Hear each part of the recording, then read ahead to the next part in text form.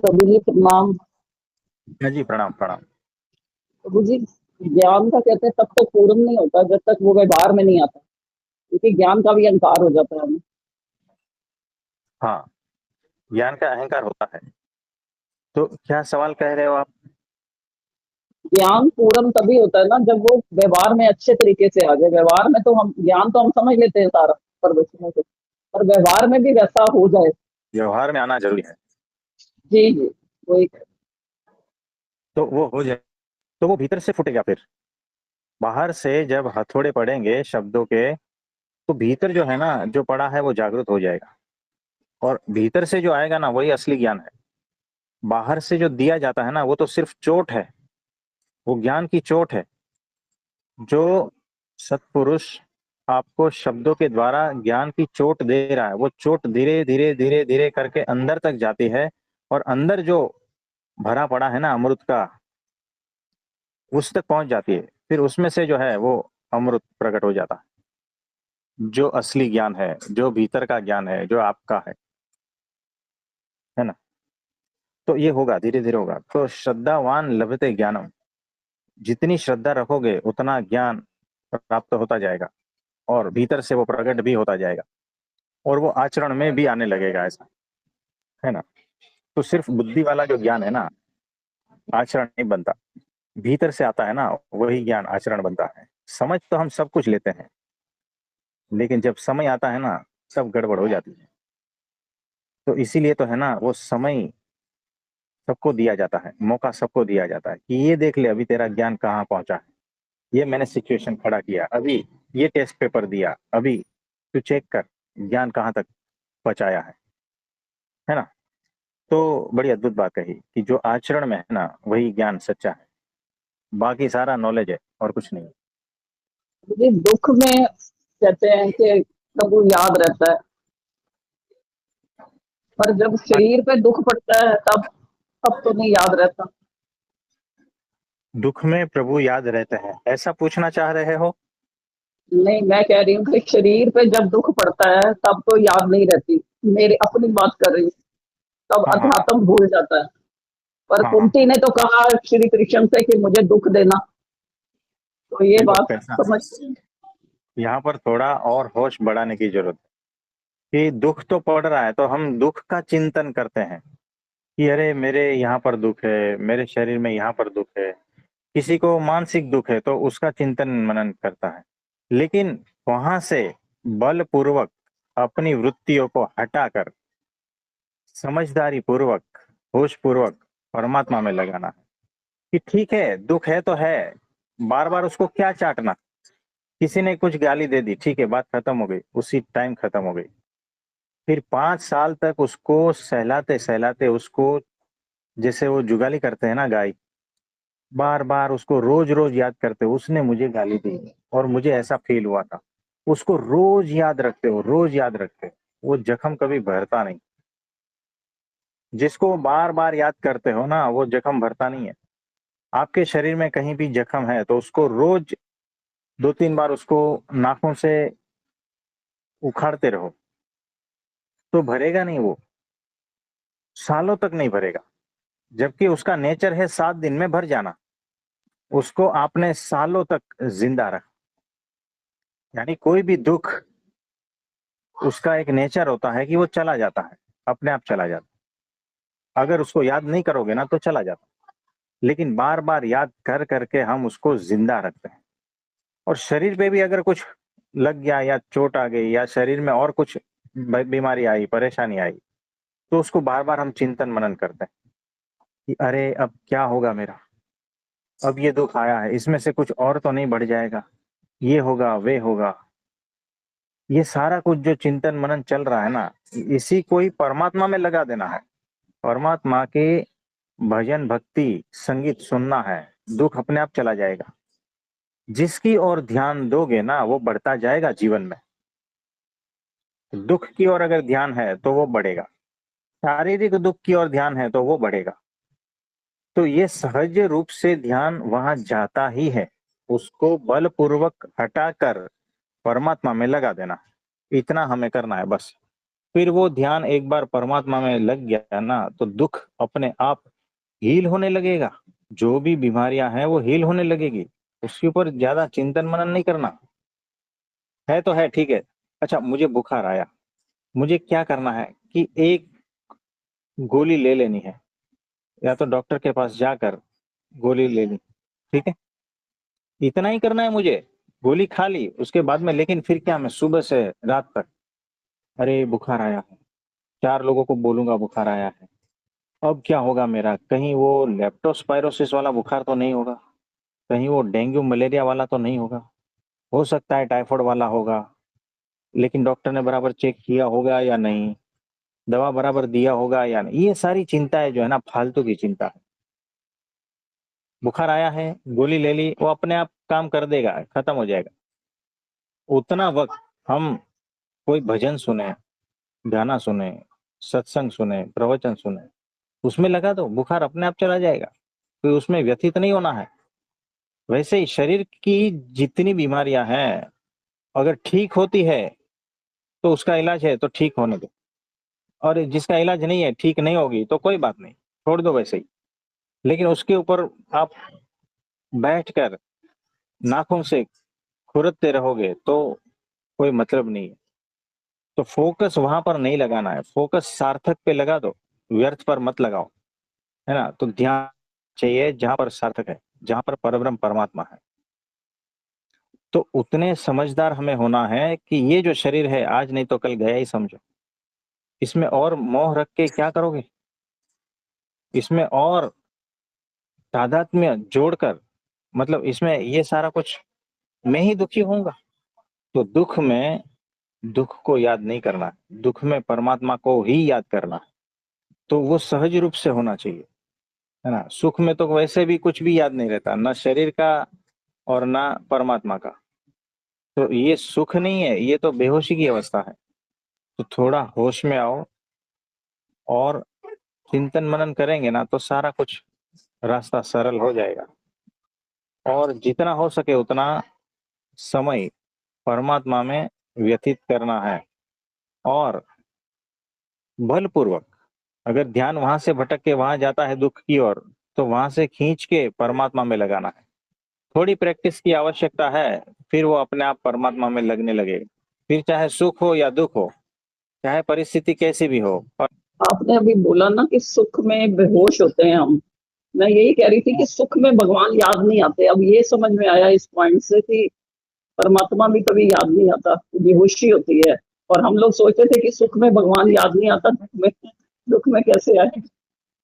दुख में भी बेहोशी है ना, बेहोशी की वजह से चिंतन परमात्मा का नहीं हो रहा है, क्योंकि आदत नहीं है। चिंतन हमारा दुख की ओर ही रहता है, कि हाय हाय ये शरीर, हाय हाय मेरे रिलेटिव्स, हाय हाय मेरा ये मेरा वो, हाय हाय उसने ये कह दिया वो कह दिया, उसी में ही चिंतन लगा रहता है। बताओ, सारा शक्ति, सारा समय कहाँ जा रहा है। तो इसको चेक करना है आपको, और बलपूर्वक वहां से खींचकर समझदारी पूर्वक परमात्मा में लगाना, कि इसमें कुछ भी नहीं रखा है, मैं क्यों हाय हाय कर रहा हूँ, है ना। तो समझदार हो जाओ बस। टेक्निक पता लग गई ना प्रभु जी कि बलपूर्वक उसको लेके आना है दोबारा। तो अब ये हाँ, समझ आ गया प्रभु। हाँ। बहुत बहुत धन्यवाद तो प्रभु जी। होता है तो होता है, शरीर का जो भी दुख है होता है तो होता है, ठीक है। उसको वहां छोड़ देना। फिर कौन सा अच्छा भजन है जो मुझे परमात्मा में जोड़ सके, उस भजन को निकालो और सुनो, मजा आ जाएगा। प्रणाम प्रभु जी। हाँ जी उमेश भाई, बोलिए बोलिए। हाँ प्रभु जी, कल वो सत्संग में थोड़ा सा बात हो रहा था ना, इधर बारिश में नेटवर्क की वजह से वो ढंग से बात नहीं कर पा रहा था, तो आपको डिस्टरबेंस के लिए पहले माफी मांगता हूँ उसके लिए। कोई बात नहीं, कोई और बात नहीं। और प्रभु जी, अभी आपने बोला ना ये, तो इसमें हम ऐसे भी देखिए क्या, ये अहंकार गुस्सा हम जो बार बार उसको चर्चा में लेते हैं, बार बार सहलाते हैं ना, तो वो हाँ, भी एक थोड़ा सा ध्यान ही हो रहा है क्या? तो कैसा है, चेक करना। एक बात बताऊं, हमारा कमरा जी है, प्रभु जी। में कोबरा है, और मैं डर रहा हूँ, मैं अंदर नहीं जा रहा हूँ। मुझे पता चल गया कि कोबरा है, ठीक है। अब मैंने दरवाजा बंद किया। अब मैं दिन रात उसके बारे में सोचता हूँ, और मेरा डर बड़ा का बड़ा होता जाता है। क्या उसका सॉल्यूशन है पता नहीं चल रहा है, बस उसके बारे में ही सोच रहा हूँ। मुझे काट खाएगा दिन रात, बस यही ख्याल आते हैं। दरवाजा बंद है और कोबरा अंदर है ना। और समझदार क्या करेगा पता है? ठीक है, दरवाजा खोल के देख लिया कोबरा है, कोई अब कोबरा या तो अपना मार्ग खुद चुन लेगा, बाहर चला जाएगा, है ना, या तो जी उसका पद्धति है उसको पकड़ के बाहर हटा दो। फिर उसके ऊपर चिंतन मनन इतना सारा कुछ झमेला क्यों खड़ा करना, 15 दिन महीना तक, है ना। वैसे ही भीतर पता है ना क्या है, अहंकार है। और ये अहंकार के सारे स्वरूप है, क्रोध लोभ मोह ये सारा कुछ, ठीक है ना, देख लिया ना, है ठीक। मुझे बताओ किसमें नहीं है? एकमात्र सत्पुरुष में नहीं है, बाकी सब में है। किसी की मात्रा अधिक है, किसी की कम ज्यादा, ठीक है ना। तो जी एक बार अगर देख लिया, ठीक है कोई बात नहीं, अब वो डायरेक्ट तो जाएगा नहीं। अहंकार से डायरेक्ट लड़ने जाओगे आप हारोगे, याद रखना। माया से डायरेक्ट लड़ने जाओगे आप हारोगे। अपने दोषों से डायरेक्ट लड़ने जाओगे आप हारोगे। हार आपकी निश्चित है, आप मजबूत नहीं हो अभी। तो अब क्या करना है, ये एक बार देख लिया ना, बंद कर दो दरवाजा। अब निरंतर परमात्मा का चिंतन स्मरण मनन, उनके गुणों का गान, भजन भक्ति सेवा सब, सारा समय उसी में व्यतीत कर दो। और गुरु के वचन में जो जो करते जाओगे, भीतर के दोष अपने आप हल्के होते जाएंगे। तो एक ही बार देखना है, एक ही बार, जी कि मेरे भीतर ये सारा कुछ है ना, ठीक। तो इसका डायरेक्ट कोई रास्ता नहीं है, इनडायरेक्ट रास्ता है।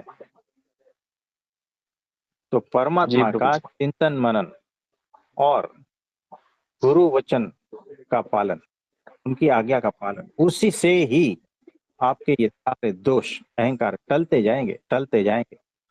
और एक दिन जी आप प्रभु जी। पाओगे, दरवाजा खोल के देखोगे, अरे यहाँ तो कुछ भी नहीं है, ये कैसे हो गया। तो आपने जो इतने साल एकादशी की, आपने इतने साल गुरु के वचन में श्रद्धा विश्वास रखकर जो उनकी आज्ञा का पालन किया और निरंतर सत्संग करते रहे ना, ये उसी का परिणाम है। उनकी कृपा से, उनकी शक्तियों द्वारा ये सारा कुछ आपके भीतर से चला गया। कैसे चला गया, बस ऐसे ही। तो आप समझे। जी तो जी एक बार देख लिया ना मेरे भीतर ये है, बस बात खत्म, दरवाजा बंद कर दो। सबके भीतर है, सबके भीतर है। उछल उछल के आएगा तो ठीक है, अभी नहीं गया ना, कोई बात नहीं, माफी मांग लो और वापस उसमें लग जाओ जिसमें आप निरंतर परमात्मा में लगे थे। और कुछ ऐसा रहा, अपराध हो गया, तो सत्पुरुष को बता दो कि ऐसा ऐसा हो गया, जो प्रायश्चित है, बात खत्म हो गई। फिर बार बार उसका चिंतन मनन छोड़ दो, नहीं तो उसी में ही लगे रहोगे, है ना। तो एक ही बार देखना कि ये सारा कुछ पड़ा है, फिर कंटिन्यूअस में लग जाना है, फिर जितना समय लगे, है ना। तो ऐसा करना है। हाँ जी प्रभु जी। कल वो हमारा वो कुछ अहंकार नहीं, के बारे में चालू था ना, हाँ तो ऐसा लगा बताओ। कि वो बहुत सारा ऐसा पूछना था नहीं क्या, ये हाँ ऐसा जी, दिमाग में एक एक एक एक था। तो वो आपने इतना मतलब वो पोस्टमार्टम करके वो इतना नीचे तक उतर दिया ना, तो बाद में बहुत, मैं आपका पहला वीडियो भी देख रहा था ना, तो चिंतन मनन में मुझे ऐसा, जैसे आप बोले ना, वही लगा कि वो है ही नहीं। मैं खुद उसको ऐसा खड़ा कर रहा हूँ, मैं क्या उनका है तो है, हाँ उसको ध्यान ही नहीं देना। हाँ। तो ये अंधेरा है, अहंकार जो है ना, अंधेरा हकीकत, अज्ञान है, और इसका कोई अस्तित्व है ही नहीं। फिर भी मैंने ही खड़ा किया है ना, ये ऐसा है। जी अहंकार ने खुद को खड़ा किया है और कुछ नहीं। तो संग से ऐसा कुछ क्लिक हो जाएगा ना, तो एक झटके में अहंकार चला जाएगा और उसके सारे दोष उस पर जो निर्भर रहता है ना वो। तो बच्चा आता है, उसके बाप ने बोला इस बीज को जमीन में गाड़ दो, पानी दे दो, और उसमें से जो है ना आम का वृक्ष बन जाएगा। बच्चे ने सुन लिया, बच्चा जाता है उत्साह में, खड्डा करता है और वो जो गुटली है ना उसमें डाल देता है, ऊपर से मिट्टी डालकर नहीं डालता है। तो उसको लग गई भूख, आया खाना खाया, वापस उधर जाके बैठता है। मेरे बाप ने बोला था इसमें से तो लेगा। वो बैठा रहता है, बैठा रहता है। 2 घंटा हो गया, कुछ आम का वृक्ष उसमें से निकला नहीं। फिर वो इधर उधर खेलता है, फिर वापस जाता है, अरे आम तो निकला नहीं। फिर शाम हो गई, खाना खाता है, लेट जाता है, सोचता है आम का वृक्ष निकलता है निकलता है, बाप ने तो बोला था निकलेगा। वो दूसरे दिन जाता है, दूसरे दिन भी कुछ नहीं, वैसा कैसा है। फिर वो खड्डा निकालता है, उसमें से वो गुठली निकलता है कि है क्या क्या। फिर उसने देखा, अरे ये गुठली तो वैसी है, वापस डालो। आपने कहा था डालोगे, पानी डालोगे तो वृक्ष बन जाएगा। और सुबह से शाम तक से रहना गया, बाप के पास आता है, बोलता है कि आपने कहा था ऐसा ऐसा करने से आम का वृक्ष निकले। अब बाप क्या बोले बताओ। बाप समझदार है, बच्चा समझदार नहीं है। वैसे ही साधक जो है ना समझदार नहीं। मेरा अहंकार आज क्यों नहीं गया? अरे शाम हो गई, मेरा अहंकार क्यों नहीं गया? अब सुबह हो गई, मेरा अहंकार क्यों नहीं गया? मेरी वो स्थिति कब होगी? मेरे भीतर से काम क्रोध लोभ मोह ये सब कब जाएगा? आपने कहा है तो हो जाएगा। बार बार उसको खोदना नहीं है, नहीं तो गुटली बिगड़ जाएगी, फोकस जी अलग चला जाएगा। तो जो गुरु वचन है उसका पालन श्रद्धा पूर्वक सारा कुछ हो जाएगा, है ना? जी आप समझे कुछ इस? जी प्रभु जी। मतलब ऐसा हो रहा है कि ये अहंकार ही हमको बोल रहा है कि अहंकार को हटाना है, और हम वो उसके साथ ही बार बार खेल रहे हैं। वो कमजोरी वाली बात करते हैं ना, तो वही वो हाँ, चालू हो रहा है। ऐसा ऐसा आ रहा है कुछ। एग्जैक्टली यही है, एग्जैक्टली यही। तो कोई बात नहीं, निश्चिंत हो जाओ। गुरु की एक आज्ञा का पालन करोगे ना, उसमें आपका सारा कुछ मिटा देगा। उतनी श्रद्धा आप में अभी नहीं है। जिस दिन वो श्रद्धा आ गई ना, मिट गया समझ रहा सारा कुछ। आपके जी हटाए प्रभु जी। नहीं हटाए, ऐसा ही है वो। एक आज्ञा पालन और उससे हो जाए, है ना? तो हम प्रार्थना करते हैं भगवान से कि आप सभी के जीवन से ये सारा अंधकार, अहंकार, दोष सारा कुछ हट जाए। परमात्मा की अखंड कृपा और उनकी प्रसन्नता आप सभी पर बनी रहे, ऐसा भगवान से प्रार्थना करता है। तो ठीक है, आज के लिए हाँ इतना। धन्यवाद प्रभु जी।